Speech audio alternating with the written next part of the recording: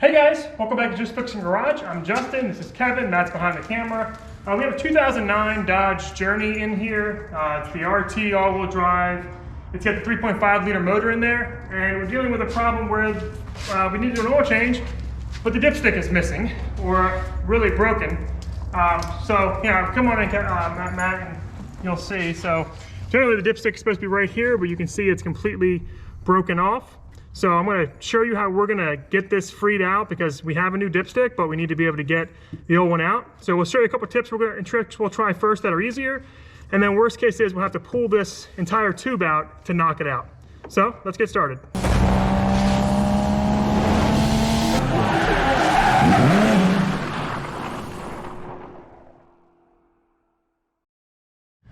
All right guys, so drilling method, obviously terrible idea, not gonna work for getting it out all the way. We're probably gonna have to drill it more to help push the dipstick out. Not important right now. What we did is we got the 15mm out that the dipstick tube is held into. So now that that's off, we should be able to just kind of wiggle it and pull it out, because that's really the only thing holding it in. We may have to go from below the car to help facilitate it, but we're just gonna try to twist this baby out. The oil ain't come out when you do that? I don't think so. If it does, then they'll learn before we do. Here, take that.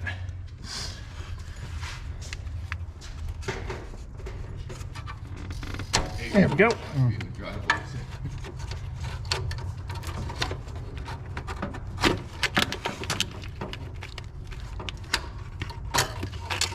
Okay, so dipstick tube is out. Who knows how much oil he's got? He's probably over full because he just kept drowning it.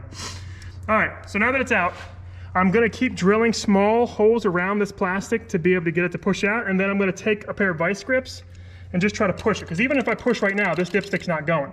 But if I keep drilling around here, I should be able to get it loose enough to pop it out. Because if you buy one of these are probably like 50 to 75 bucks. And if you have to take it off anyway, why don't you just reuse the old one? The dipstick is almost like 30. What is it? Yeah, so let's see.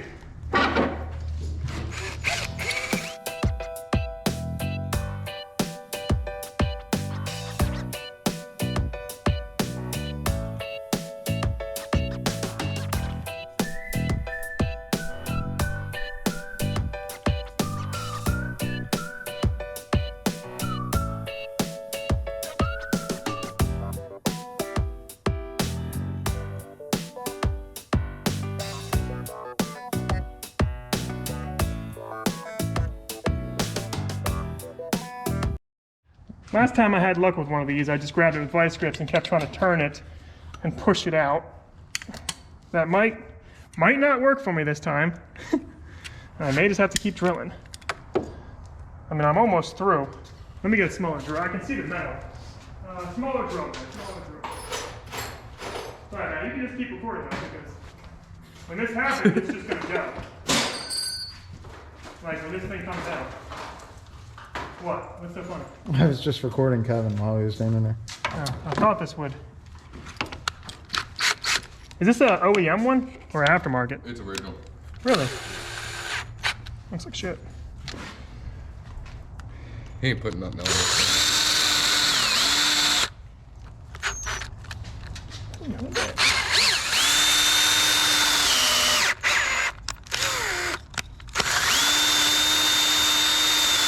Like a dead design in I think she's ready to go. See if I push through.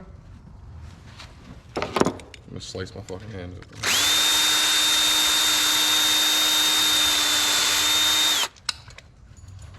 Well, which way are you trying to go? No, I want it to come out this way. Yeah, that's where I'm going. Okay.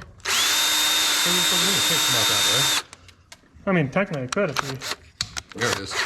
Did it break free? Yeah, it broke free. It's gonna come out now. Which way? This out? Yeah, out. Smack it. There we go. All right. Now we can grab it on the other side. Oop. Well, that wasn't too bad. No. You were thinking we'd have to drop the pan. Well, I didn't was thinking, you don't want to get that shit in there. You got an air nozzle? Yeah, I'm gonna clean it all out. Oh no, this is good. Throw it in there. All right, so there's still some pieces left in there. I'm gonna take a flathead screwdriver and pry everything out, and then I'm gonna shoot brake cleaner in here and make sure it's fully cleaned out. We don't wanna leave any plastic bits. is that will affect the new dipstick we have. And this is, the new dipstick is a 921126. You can get it from AutoZone Advance. Where's the old dipstick at? The old one? I have no idea. Like the one we just pulled out. Yeah, I know what we just did with it though. So something I want to do is I want to compare. Something we want to do is definitely compare the new and the old to make sure it pretty much matches up. We broke the piece off, but if we're looking at our lines here, everything looks the same, and this makes sense. Look, see that little pin? That matched up exactly to where the old pin was. So we know that this should give us an accurate measurement on oil. So that's really important. If you have your old one, just make sure it's the right one.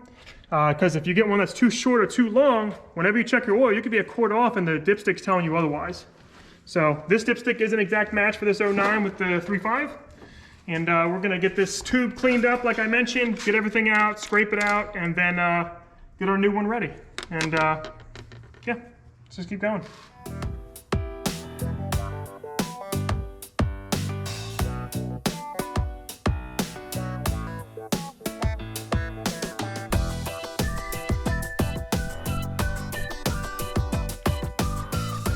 All right guys, so you saw me get the piece out. Again, I used vice grips on one side to kind of keep tapping while I drilled around all that plastic to free it up in this tube. You know, you only had to go so far down and it came out. The leftover plastic tubes I was able to get out with like a flathead and prying it out. And then I went through with this like pipe cleaner and just cleaned everything to make sure there's no remnants of the old plastic. I also compared the new dipstick to the old, made sure that was good. I'll list all the parts and tools that we used. At this point, I just need to get this guided back in.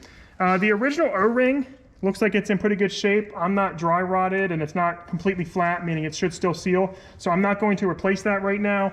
If we find a leak later, like during an oil change, we can always swap that out. But these O-rings don't get really any pressure. It's just a matter of fluid trying to leak past. So I'm not worried about it. It's not like a power steering where it's getting like 100 PSI or something. There's literally no pressure that should be on this. This is just gravitational pressure. So I'm gonna get this slipped back in. You may have to get under the car and we'll show you in a second how to line it back up. But I'll drop it in. It has to get dropped in a certain way to get in there. That should get us close. And then let's take the car up. We'll look at it from the bottom before we get the bolt in. All right guys, so if you can see the dipstick tube I dropped down is sitting right here. This is the channel that it needs to go into. You can see how close to the exhaust it is, which is why it has that heat shield. I'm gonna put a little bit of oil on the actual ring, and we're going to need to push it up a bit and guide it into its spot. And then once you know you've got it pretty close, if the car hasn't been started in a while, the exhaust won't be too hot. You can try to get it really pushed into space. But now that I've got it lined up, I'm gonna go up top, push it down, and then lock it in with that bolt. But make sure you have the O-ring where it's already lined up and ready. Mine at this point now is completely lined up straight. All I gotta do is push down. I lubed up the O-ring, then we'll push it down completely, get it seated, put the bolt in, and test out our new dipstick.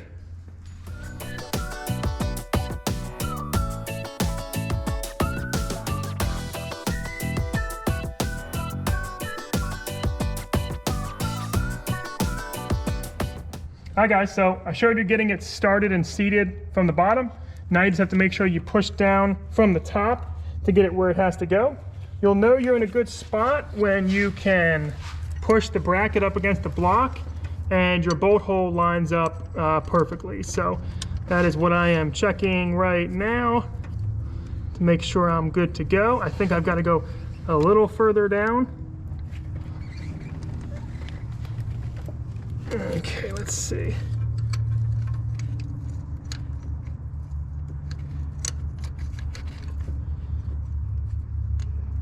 Where am I? Yep, I gotta keep pushing down. Kind of wiggling, push, until it seats in there. So, just follow along, you'll feel it when it seats. Then you can put the bolt back in. Oh, there it went, I felt it. So now the bolt should line up fine, which it does, perfect. So you're gonna get your 15mm bolt lined back up, get it started by hand.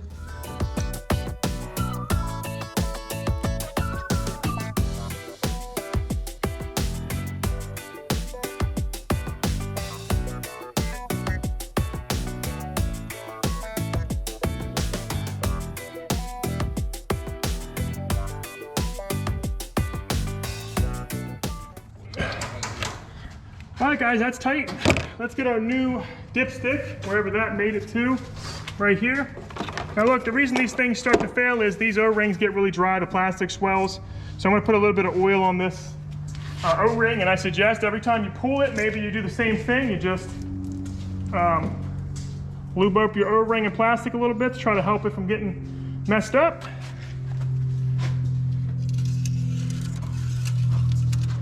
And boom, that's in there. Let's test it pulling out. Let's see how much oil we've got. We're getting ready to do an oil change, but check that out. We're perfectly at the top. We are in good spot. Glad to hear it. We're obviously getting ready to change the oil, but we have a working dipstick, and I didn't want to change oil until I did. So hopefully this helps you out, guys. Let's go underneath and make sure that it's seated in there like we wanted, and then we'll close out this video. All right, guys, so if you look at our dipstick tube, the little notch is sitting just about right up against the motor, so we're in a good spot. If that was like way up there, we'd be worried, but it's sitting where it is. It's nice and tight now with the bolt in there, so we're good to go. Don't mind all this other oil mess, has nothing to do with this, but that looks pretty good. I'm happy with that. We're not leaking anything out of it right now. We'll keep an eye on it, but I think we have other things to worry about. But if your dipstick was broken and snapped in there, spend about 30 minutes and you can, pull the dipstick tube out, drill out the old plastic, pull the old dipstick out, clean it, pop it back in, and put a new dipstick in. So thanks, guys, for your help. If this was helpful, like, subscribe. I'll probably share this to one of the Dodge Journey channels I'm in, since I've done a couple videos for the Journey now. But anyway, thanks again. See ya.